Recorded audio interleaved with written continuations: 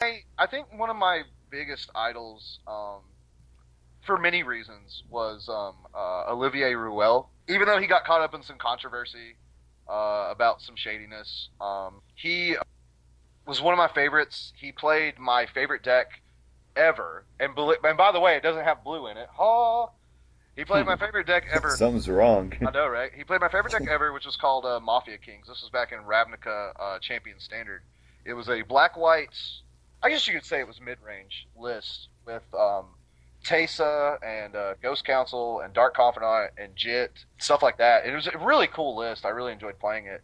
And he did really well. He was also the guy that was infamous for getting Lightning Helix by Craig Jones, the epic top deck. You might have seen it.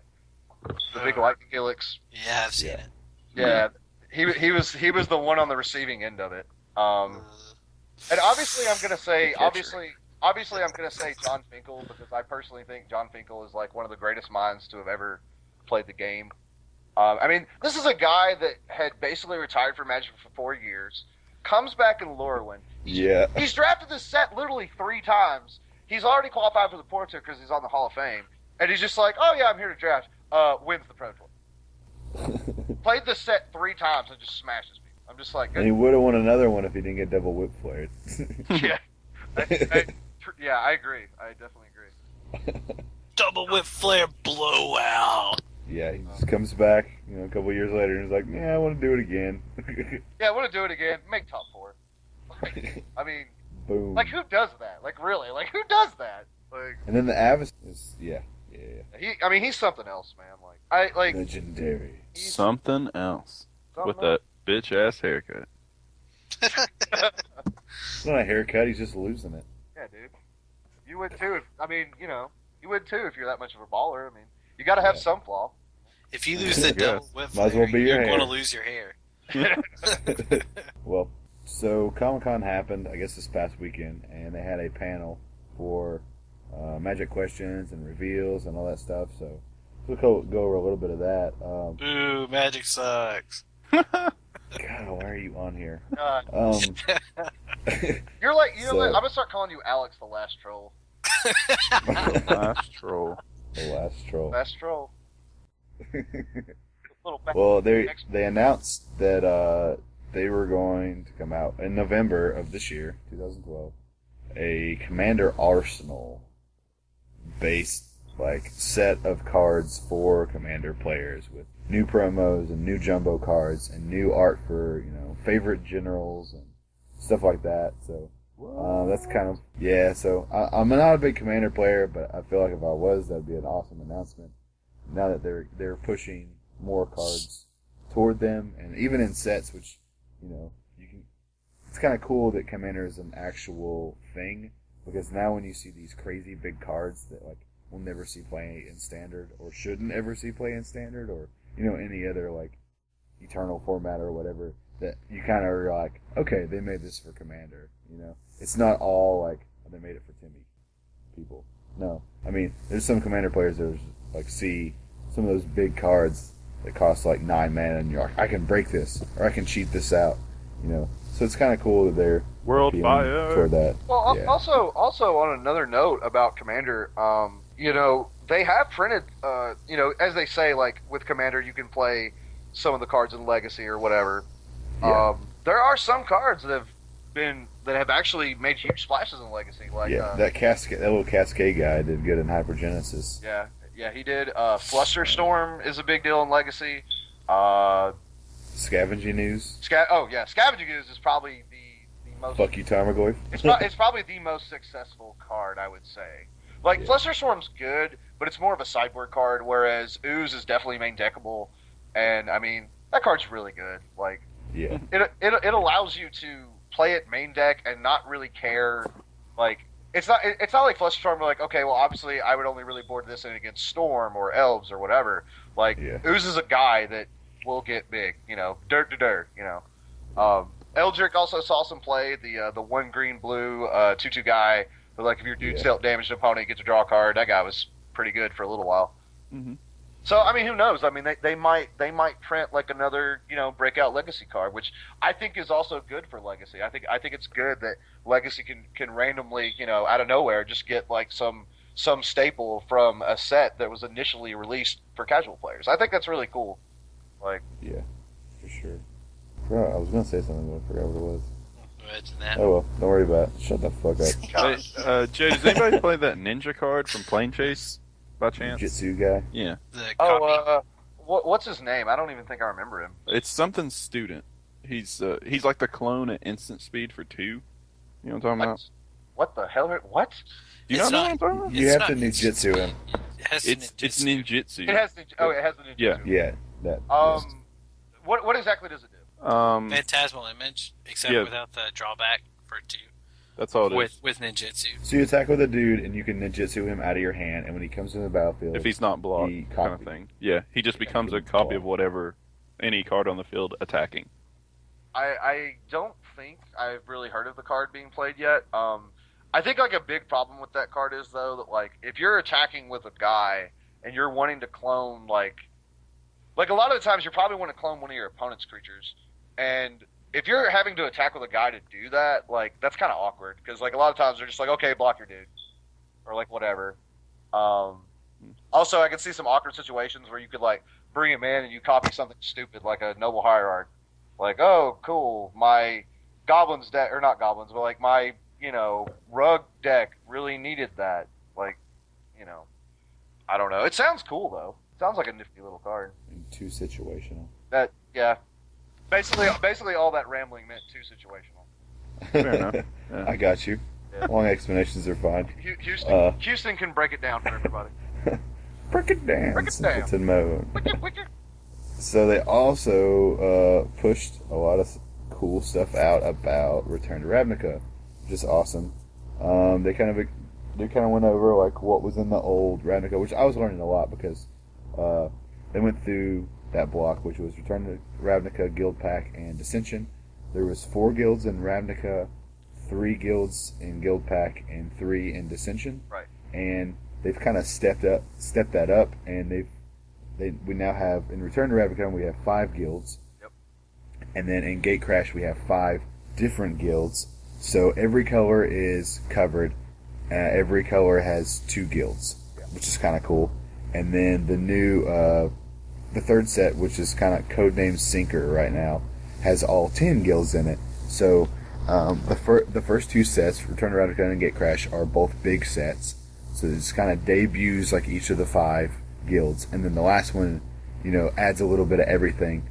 So that's really exciting. They've also changed some of the leaders of the guild, which I don't really know a lot about the old ones, but I know that they added Merfolk and Samick, the blue white, Simic, Blue. blue green. blue green. Yeah, it's a Merfolk, which makes sense because they've put Merfolk in the core set. Right. Which I was kind of wondering why they did that, and here we go. Merfolk. So that's cool, and I'm kind of glad to, maybe there'll be a cool Merfolk deck, I don't know, or maybe there'll be some powerful Merfolk, because it seems like there has been in the past. Or maybe it'll So just that's be really another. exciting. Maybe it'll just be another 10-cent rare. We'll see. Who knows? know. Have you guys heard about how they're going to be doing the pre-releases? Yes, I was going to talk about that too. Oh. I just didn't know if you wanted to splurge on like the guilds. I don't know a lot about the guilds. I mean, I can talk about like the guilds from the old block, but I mean, we don't. I mean, yeah, they're gonna have guilds, but we don't really know like what direction they're really taking. So Yeah. I can say that like Gruul. There was Gruul like of the ally colors. There was red green, which is Gruul, blue black, which was Dimmer or Demure, I think. Blue white was I think Azoria or Azura or something like that. Azorius! Yeah, that's what it was. I know that one. And then, yeah. And then, And he's back. and then there was Rakdos and Selesnya, and I think the main thing I'm really hoping for is Ravnica Limited was like some of the most fun you could have like in a draft format. So I'm kind of hoping that this Return to Ravnica like format is going to be fun for Limited, because like a lot of people don't know this about me, but I'm a huge Limited player. Like if someone asks me constructed or limited, like if I go to a tournament and they're like, or an F and they're like, hey, you want to play constructed or limited? I'll throw my constructed deck at somebody and be like, play this. I'm drafting, son. You know, like, because I love me some limited. So I really hope that Return to Ravnica gives us like a really fun limited format. Awesome. Yeah, absolutely. I'm glad you brought that up because the draft is kind of set up in a cool way. The Return to Ravnica, of course, you're going to have triple return for your packs. And then when Gatecrash comes out, you don't draft Return to Ravnica. You do triple Gatecrash, which is kind of cool because they're both big sets. Yeah. And then for the small set, you're going to do one of each. So it's just like introduce you to these 5, like I was saying earlier, and you get to draft all these 5, and then you get to draft all with the other 5, and then you get them all together, which is kind of cool. It seems really exciting. I just hope they do it the right way. Yeah, they were talking about how much they've play tested to make sure that you don't have to draft a certain set of colors. Right. You don't have to draft a guild. Yes, they kind of have the same like abilities or techniques or whatever, but there's not combos only in your guild. Like there's lots of cool things that you can do outside of those colors.